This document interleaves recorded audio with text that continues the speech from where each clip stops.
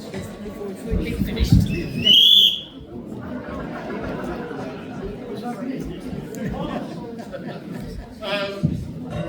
I would like to introduce you to Chris Lowe and Colin Snell.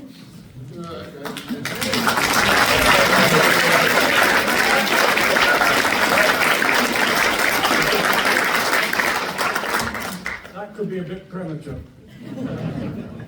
As you now know, I'm Chris Lowe. It is my duty to open the second half. Welcome back to the second half, where we are the choir going to perform Carmina Comica, silly songs. You may well say, what is that distinguished elderly gentleman doing, collaborating with this callow youth who just happens to be probably the most famous pianist in the English-speaking world.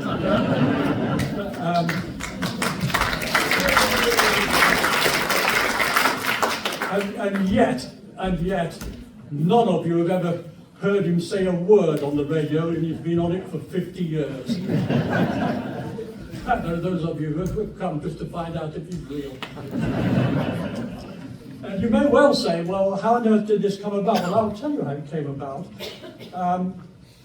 64 years ago, I was 24, and I took up my first post in a school in Croydon, and my first class about my teaching career was with these young 12-year-olds, about 30 of them, all boys in blazers and shorts, and I thought, well, how on earth, what do you do as a teacher? I hadn't done a teaching certificate because you didn't have to in those long off days.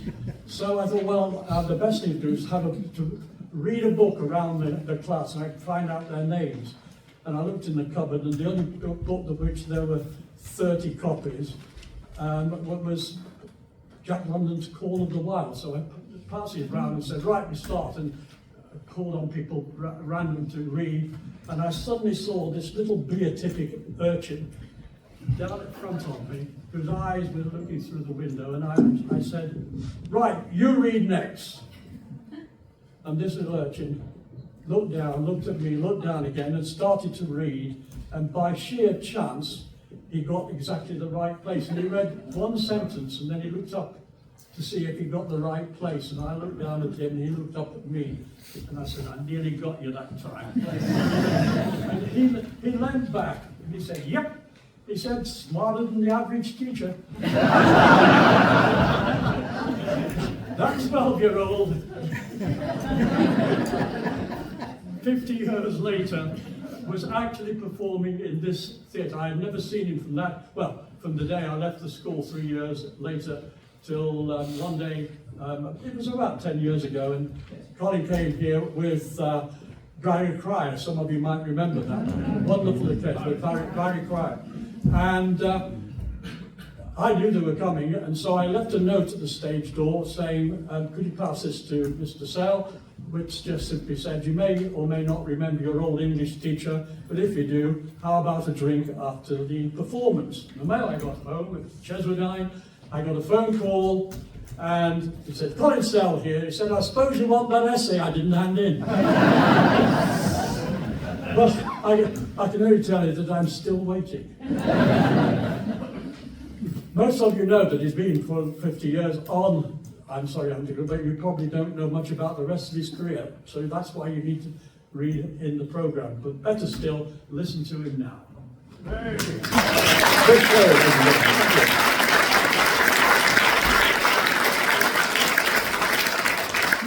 Thank you very much. I have to say, on behalf of both of us, how very, very grateful we are to the choir, to Harry, to Alan on piano. To have something performed is absolutely magical, and something of this size. It's a big thing. I don't write much choral music. I've written lots of music for lots and lots of things, but this was quite a big venture. Chris and I, once we got together, Chris said, oh, I write some witty lyrics, and would you like to set them to music? And I said I'd be very happy to, and so on and so forth. So we've written several cantatas and several individual songs. This is really exciting to have this done as a premiere tonight, Carmina Comica. We've taken on just about everything that has been offered to us to do. The only time we've turned down a commission was this week, because we got a phone call on Tuesday morning from the Vatican.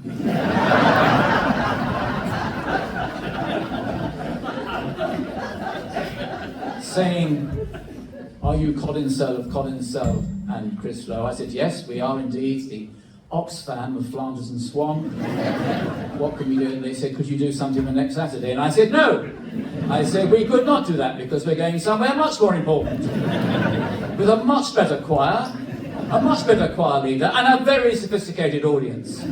So thank you very much for coming tonight. I do hope you enjoy it. If you feel like clapping at all, I would suggest maybe you leave it until after the third song, if you can find your way into that. If not, save all your applause, if you have any at all, and all throwing of money until the very end.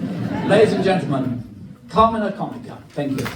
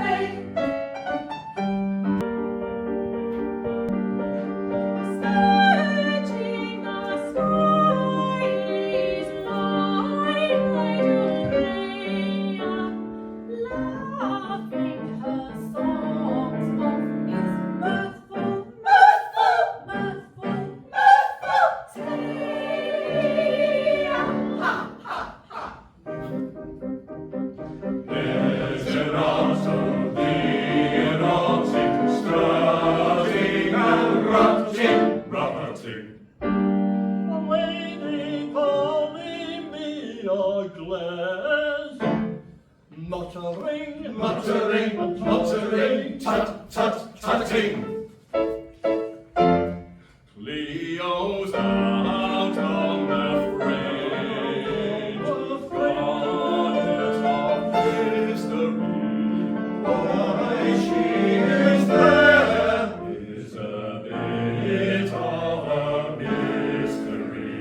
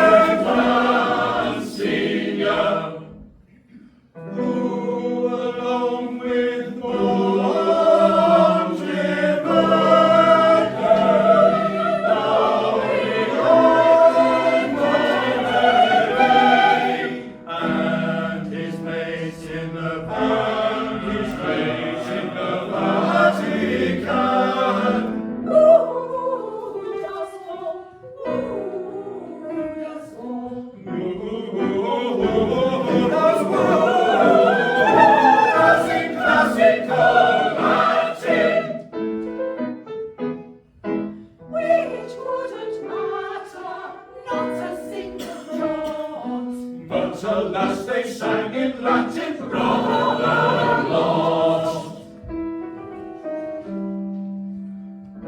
So not to be coy or the least bit sheepish.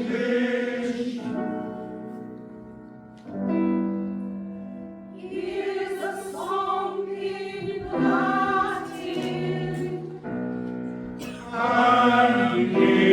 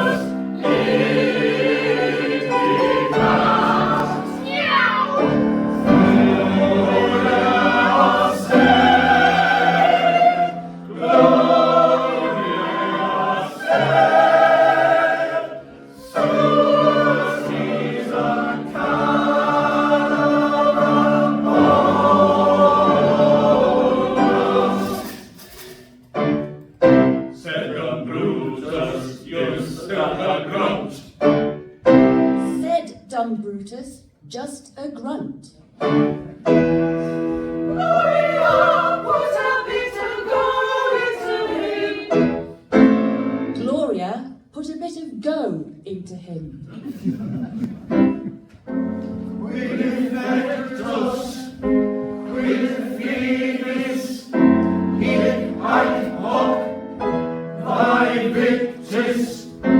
Gloria just did it. Caesar did it. Gloria just did it. Brutus fixed it. Caesar was, deaded.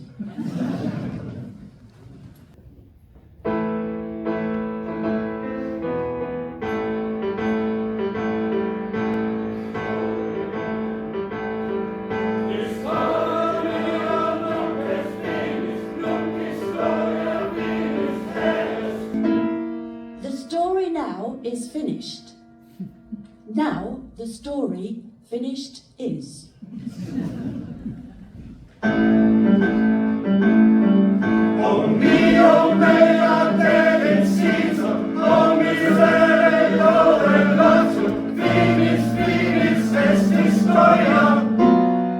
Oh, whoa! Yet, oh joy! Finished is the story.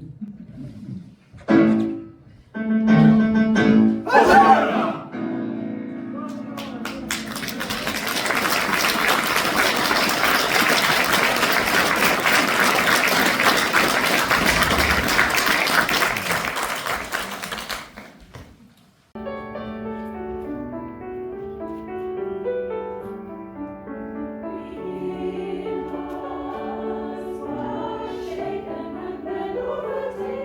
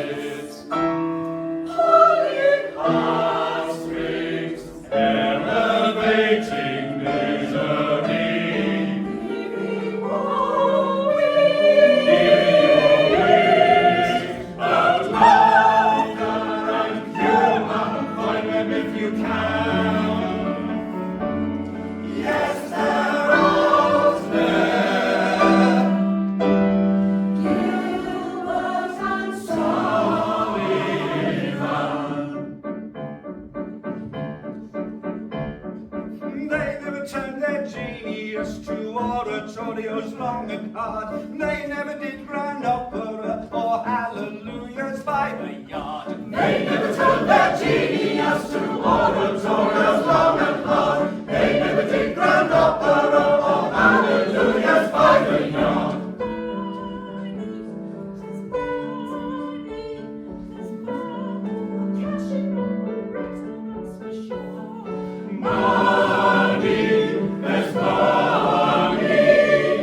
There's money, more money, so Gilly and Sully Road. Gondoliers, pinafore and ruddy gold. Gondoliers, pinafore and ruddy gold. Witty operators, they go by the score.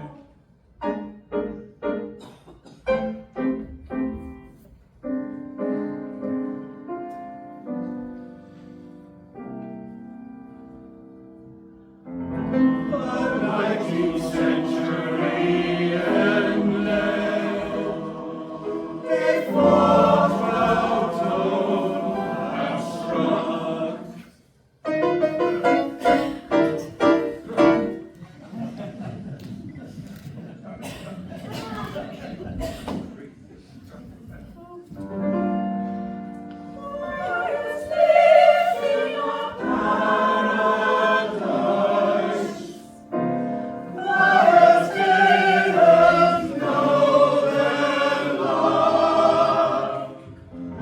They couldn't see the future, and what the future would bring.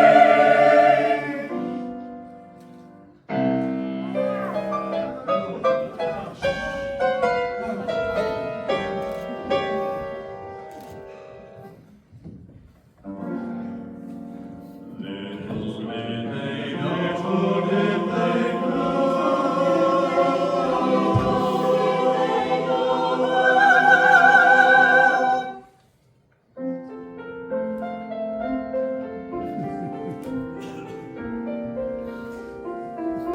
What made me call upon to sing, sing, sing?